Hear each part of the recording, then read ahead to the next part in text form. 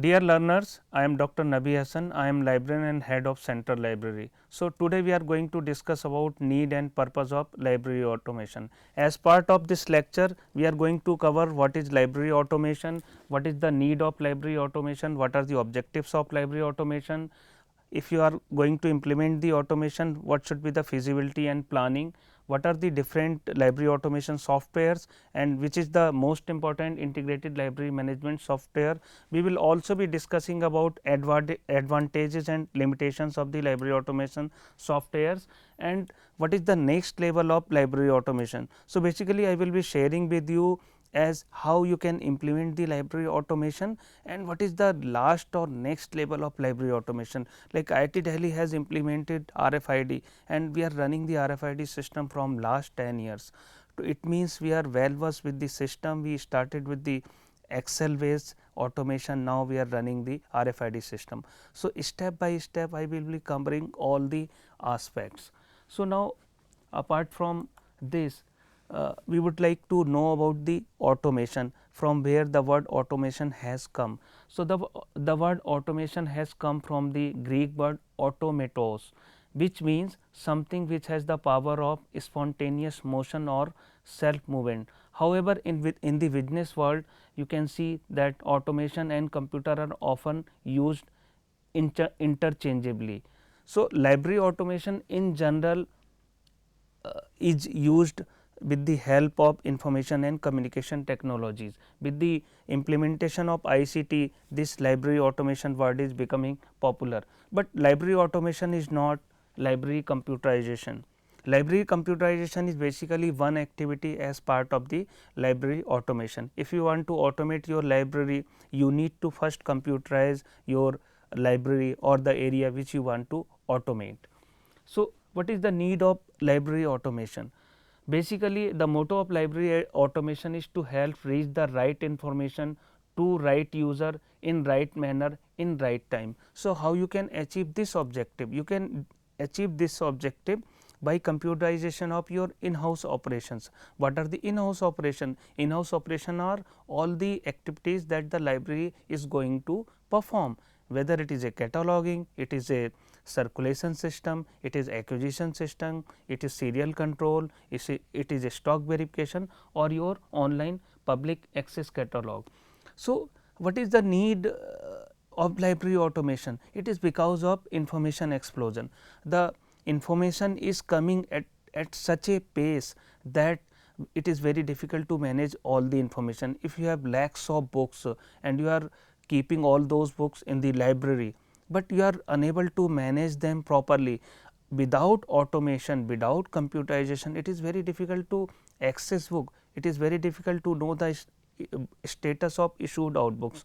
Here the library automation comes for our help.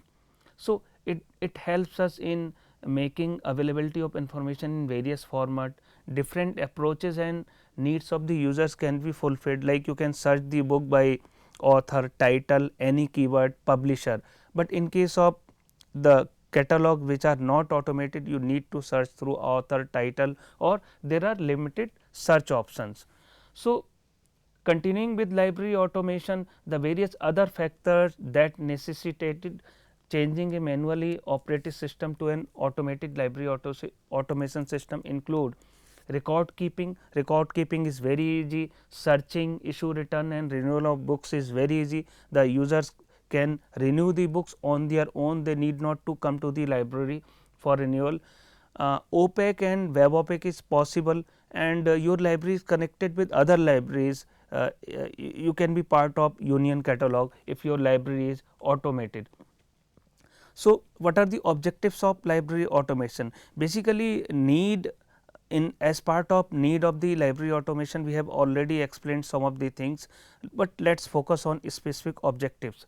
So, the objectives are to fulfill needs that cannot be achieved by manual system. It means, if you are automating a library, it can fulfill some of your those objectives which cannot be fulfilled by manual system of library. Then, to improve the level of services and quality, if your library is automated, the user's time or time of the staff can be saved, because the books can be issued or returned in a very easy and convenient way.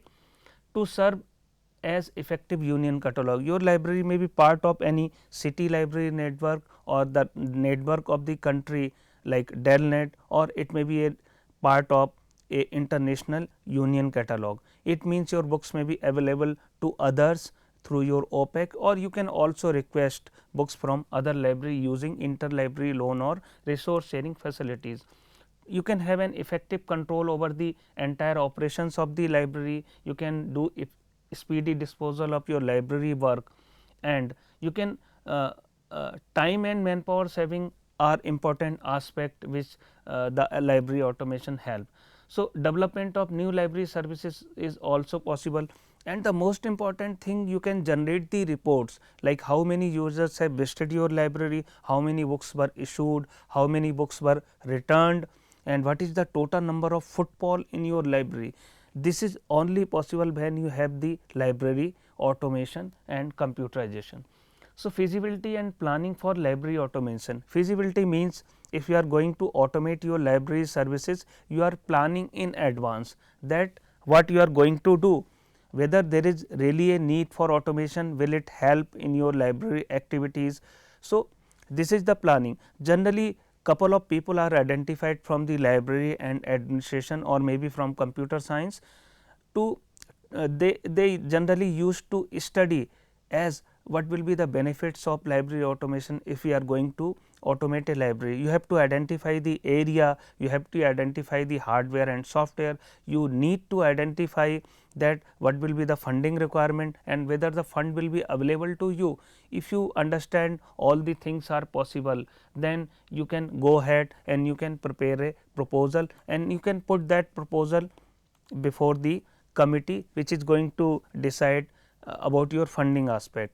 But before that, you should know that what is your vision, vision of your library, vision of your library automation. So, what is a vision? A vision is a dream, it is a vivid picture what you would like your library to become in the near future, what you want to see your library after 20 years or 30 years. So, you should be very clear. So, a vision provides direction and a philosophy for the life. Like now, determining present status. So, you have to understand that what is the current status of your library. If you have already fed the data in the computer, you have data in the Excel sheet or in some other system, you need to understand that how to import that data. So, on the basis of your assessment, you can plan and go ahead accordingly. So, if you will look into the aspect that what are the areas which may be automated or where the computerization is needed. So, this is the diagram which shows that library automation is needed or may help in OPAC, in circulation section, in cataloging, in acquisitions of the books, in serial control, in reporting. It creates basically a bibliographic database which is accessible through the OPAC, and it creates a pattern database as well. So, pattern on their own may know that what is the books against their name, what are the outstanding books, and what is the fine due against their name. So, it is very easy, they can do it using their smartphone, using library database, using library OPAC. So, if you would like to see that what should be the diagram or what should be the way you will be automating and what you will be achieving. So, if you are able to achieve automation, the picture will look like this, like you will have a reference section which is helping you to provide reference service using backend database, using OPAC queries, then you will be having a cataloging database, you will be having a circulation database which will be providing you information about what are the books available, what are the books on shelf, what have been issued, when they are likely to be returned. And the acquisition section functions are largely benefited, because if you already have a book in the acquisition or in the library with the same title, with the same author or with a matching title. So, it helps a lot, like in your technical processing, assigning class number, subject descriptors or other important thing. So, this is how look you need to have a file server, or you can say database server, which may be a good machine, and then you can also manage the serials. Then most important thing is that providing service of the library through online public access catalog and web OPAC. But you need to have a local area network, you need to have a internet connectivity which should be comparatively fast. So, as I have already explained that integrated library management system is the most important selection.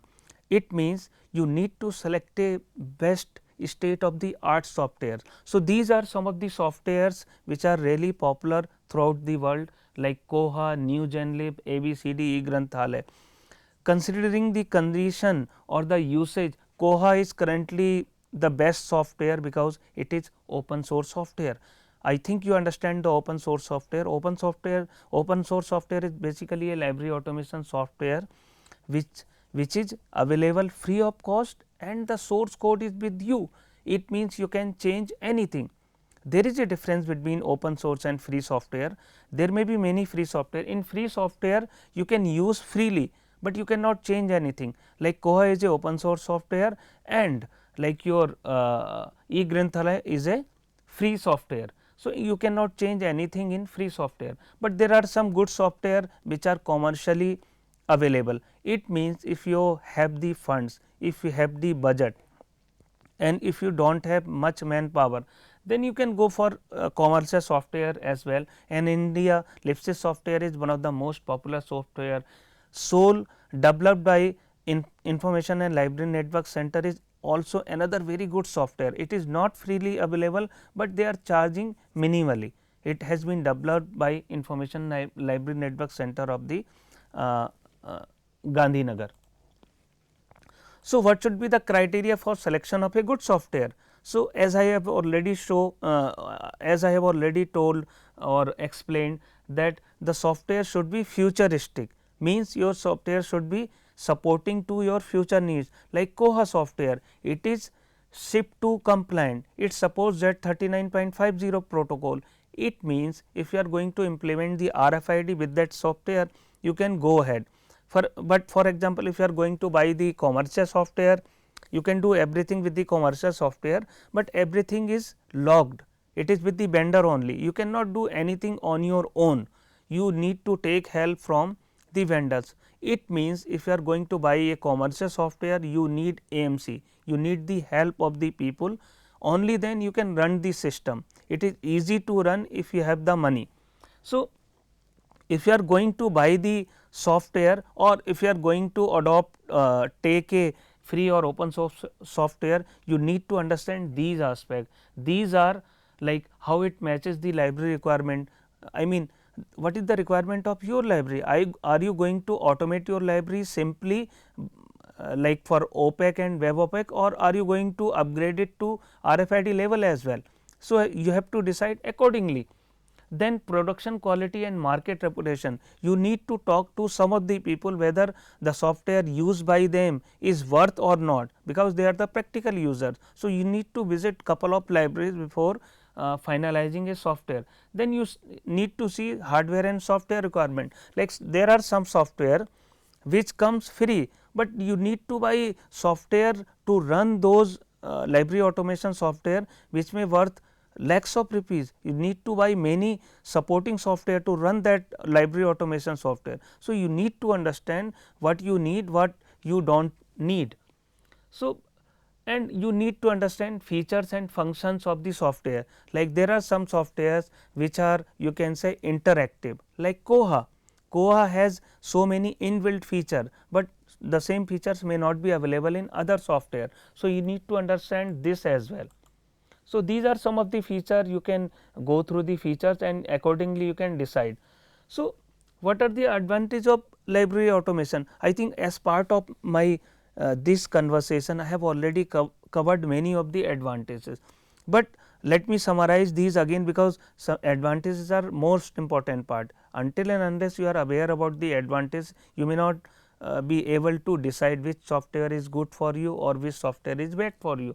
So, advantages are like, if you are going to automate your library, there will be time saving for your staff and users.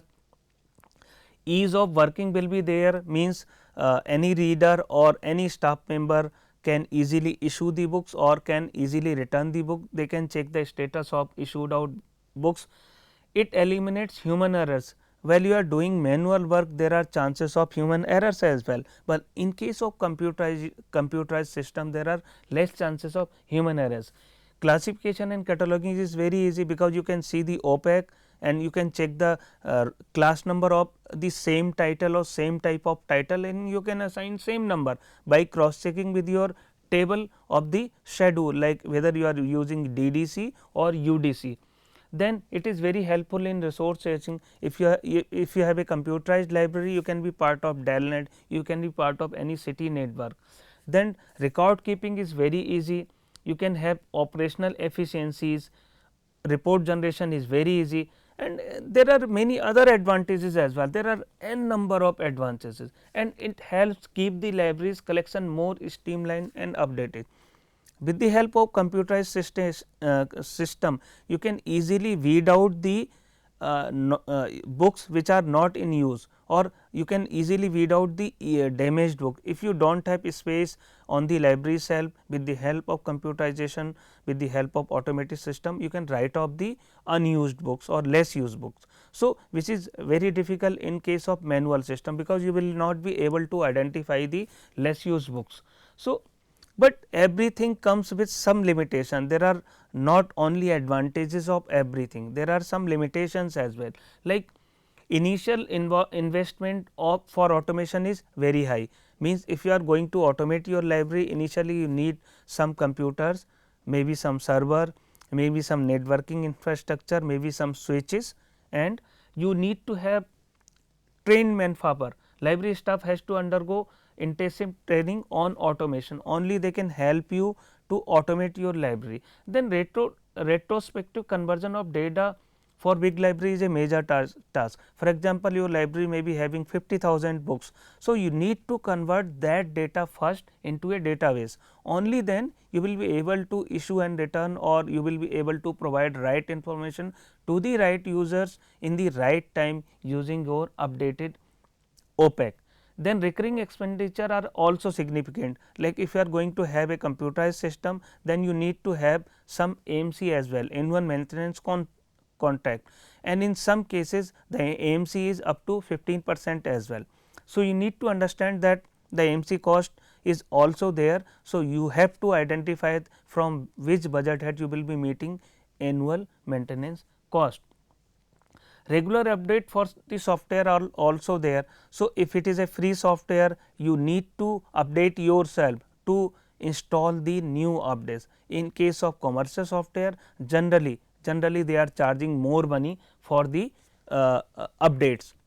So, this was basically about library automation in general, the traditional library automation. Now, we will be discussing about next level of library automation. Next level means beyond normal issue and return, what other things you can do with the help of library automation. So, we have been doing in IIT Delhi from so many years. I have been associated with IIT Delhi from 10 years, and when I joined in 2009, we were using the automation system using a commercial software with the help of barcode. So, we were using the barcode, we were pasting the barcodes on books, we were pasting the barcodes on ID card of the student, and that was the you can say something which was used for issue and return as well, and to identify the books when the people were exiting out of the gate. But barcode technology has now become outdated, or it is not being used that much, because now we have new type of technologies. We have EM technology, that is electromagnetic strip, which is attached with the book, or there is a better technology known as RFID technology. So, when you are going to decide whether you are going to use the EM technology or RFID technology, I think you need to understand what are the advantages and disadvantages of these technologies, and these technologies are suitable basically as per the requirements of the institution. For example, I was university librarian of Aligarh Muslim University for 2 years. So, there we were using the EM technology for the simple reason, because the collection in MU was, you can say, over 15 lakh. So, pasting RFID tags in on 15 lakh books was not only difficult, but RFID sticker is visible as well, means anybody can remove that you can say RFID label. So, it can be easily compromised, and generally the student in the central universities are, you can say, sometimes not that polite with the library staff. They can try to steal the books as well. In that case, RFID is not suitable as well.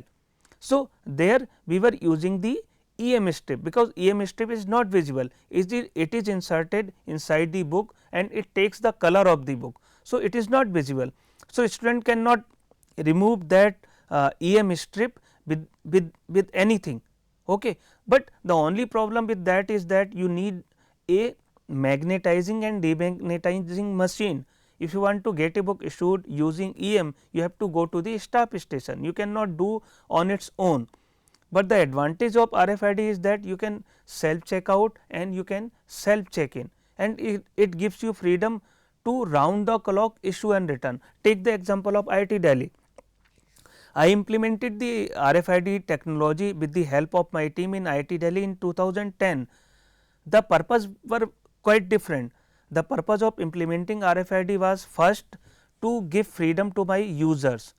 IIT Delhi library remains open 24/7 throughout the year.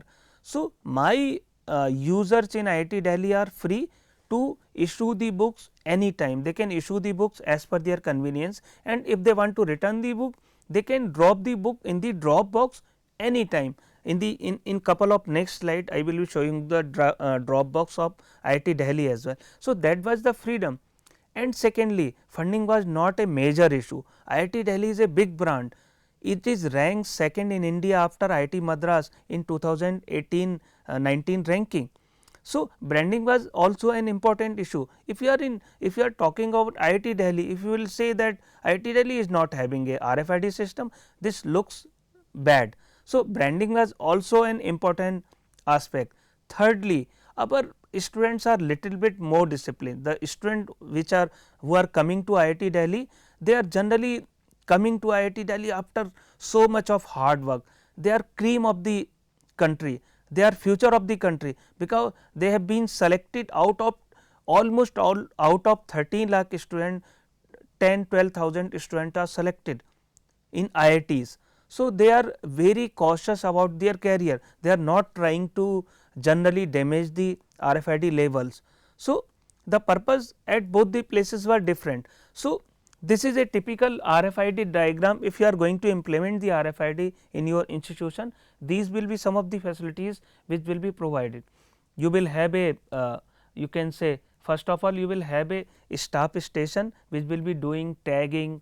Okay. Then you may have a check in or check out service, which may be self check in check out machine as well. Then you will have a self management system, means inventory management system. You can go to the shelf and you can do the stock verification using that RFID machine. Then there is a ES pedestal gates. There are you can say there are RFID gate which senses whether the book has been issued or not. If the book has not been properly issued and somebody is taking out the book, then there will be a beep, there will be some light. So, people will be able to identify that this person has not got the book issued, still he is trying to take out the book. So, there is anti theft detection system and book drop will definitely be there. So, you can return the book as per your convenience, like it is not necessary that people should come to the library to return the book. You can place a book drop box in the girls hostel, you can place a book drop box at the teachers colony, you can place a book drop box in close to staff apartment. So, it gives you freedom, it gives you ease of access, it gives you freedom of 24/7. So, this is typically the RFID screen, but it is up to us, it is up to us what features you want to give to the users on your main screen. So, this is basically a screen taken from IIT Delhi, and the IIT Delhi is using Lipsys RFID, means they are using the in fact, there are three things which are required for using the RFID system. One is integrated library management system, second is middleware or you can say server layer or RFID software, okay, and third you can say are the components. So, basically this middleware is communicating with your database server while there is any activity. For example, if somebody is trying to take the book out from the gate, there will be some accession number on RFID tag, that number will be communicated to the database server through middleware, okay, and the database server will give a message whether the book has been issued out or not. If the book has not been issued out, there will be a beep, there will be a light. So, this is basically a screen which is showing that somebody is trying to take out the book from the library, and then there is a light and there is a beep as well. So, these are basically actual screen from IIT Delhi, and that is why I have given I have written the sentence courtesy IIT Delhi. So, I am thankful to IIT Delhi which has allowed me to use these screenshot from the IIT Delhi. So, these are the actual screenshot taken from IIT Delhi. So, this is basically a book drop box. You can see the book drop box is written there. So, book drop box is very simple, it is just like your ATM machine. You are just softly dropping a book, and then there will be a message on the screen that the book has been successfully returned. You can take a printout of the return slip as well. It is like a slip which you are getting from the ATM counter, and then there is a self check in check out counter as well, means you can just put the book on the self check in or check out counter, you can put your RFID card and then the book may be issued. I can show you my card, this is basically RFID card which is used in IIT Delhi. So, you can just put RFID card there and you can put the book there, and in just one click you can get 4 or 6 books issued together in one go. So, this is the beauty of RFID system, but it is a very costly system, it requires lot of money. So, these are smart patterns cards, like RFID is not limited, you can extend the facility in RFID as well. Like when I was a Borlaug fellow in Cornell University USA, I was having a smart card which was basically an RFID card, okay, but the monetary value was also attached with this card. It means this single card was used by me in canteens, for payments, for bus, for everything. This was the single purpose card. But the only limitation in IIT Delhi's smart card is that we have not attached any monetary value with this, because it is simply a smart card, it is used for different purposes in IIT Delhi, but monetary value has not been attached with this card. So, there is a new trend now. Now, EM and RFID technology has come together. The producer of RFID tags have come with a new tag known as hybrid tag. It means this tag has the features of EM strip plus RFID as well. So, this type of tag is most suitable for the libraries where the users are not very cool, the users are not very, you can say, comfortable, where you are fearing that the books may be stolen or the RFID label may be removed. So, this type of card may be used where there will be feature of EM and where there will be feature of, you can say, RFID as well, but this type of installation require more money because it require different type of machines. They are not simple RFID machine, they are hybrid machine. You need different type of exit gate, that is hybrid gate. So, the development are taking place throughout the world in RFID technology, but as many features as you want, the cost will increase. Now, this is really an amazing story.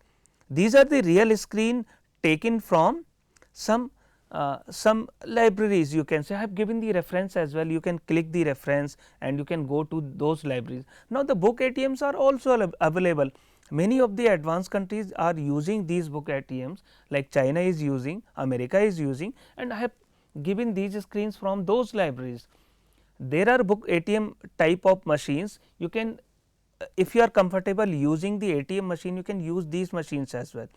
Like you can just swipe your card, you can say library card or identity card, you can select the book from the screen, and there are two options, either you can get the book issued, okay, and you can drop the book after some time, maybe a week or two, or there is another option that you can select the book using this machine and you can buy as well, you can keep the book with you as well. So, these are some of the important development taking place throughout the world in library automation. This is basically library automation, this is an advanced stage of library automation, where you are not only providing OPEC based services, but you are providing automated machine based issue return services as per the convenience of the user.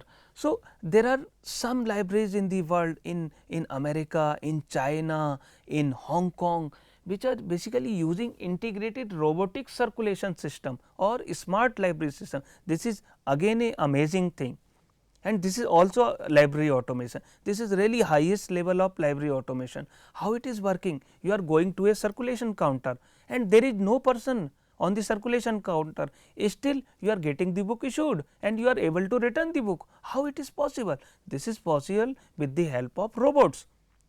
And how these robots are working? These robots are working simply, you are going on a circulation counter, you are just feeding the name of the book, you are just selecting the book and you are just clicking OK, and the robot will go to the particular box. The books are not arranged in the cell, the books are arranged in the small boxes, maybe bigger box, then further bigger box.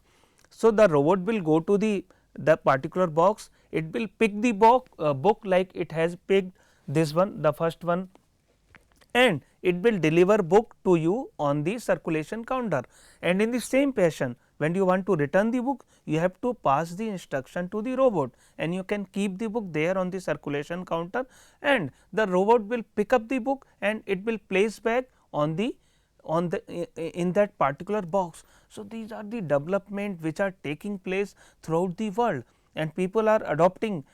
We are sometimes finding it difficult to explore in India, but we are trying to explore it in IIT Delhi with the help of our computer team. If we can take help of our machine learning team, the team which is doing artificial intelligence, we can experiment it at a small level. It may not be at most level, because India is such a huge country, our population is different, our mindset is different, but we can still explore. This is possible and this is being used in different parts of the country world. You can see smart accessioning is possible with the help of robotic thing, smart accessioning is possible, sorters are there, dispensers are there, and you can see how these robots basically works. So, I would like to conclude that library automation needs perfect planning and implementation. Means if you want to implement the library automation, you have to plan in a very smooth way. You have to think coolly as how the library automation will pay you back, what will be the return on investment, because you are going to buy server, you are going to buy computers, you are going to buy so much infrastructure, there may be some resistance from the older staff who are going to retire, they may not be comfortable with your library automation activities or initiative, but it is a wonderful activity. Once it is implemented, your all the problems will be solved, because your life will be very easy. Everything, issue, return, checking the book status, providing services, you can start current awareness services, you can start selective dissemination of services. And if you do not have server, if you do not have much money, you can simply have your own computer, that computer may be converted into a server, and you can have the Koha software or any free or open source software. So, computerization is not a big thing, it require commitment, it required courage to implement it, and you can start with your normal computer. So, library automation will not only improve your library's standard, but it will provide so many services. It will provide services to the level that your users will be very happy, your administration will be very happy, and they may provide you all the support, because it will add value to your library, it will add value to your institute, and now every institution is trying for good ranking. So, these are some of the activities which may help you to have better public perception. So, there are marks for public perception as well. So, I would I think invite all the learners to explore library automation, to start with a normal computer. If you do not have library software, just start feeding data in your Excel sheet, and somehow with the help of someone you can import that data into a library automation software. I think this lecture will be very useful for the people who are going to implement library automation, or who have already implemented automation, but they are thinking about next stage. Thank you very much.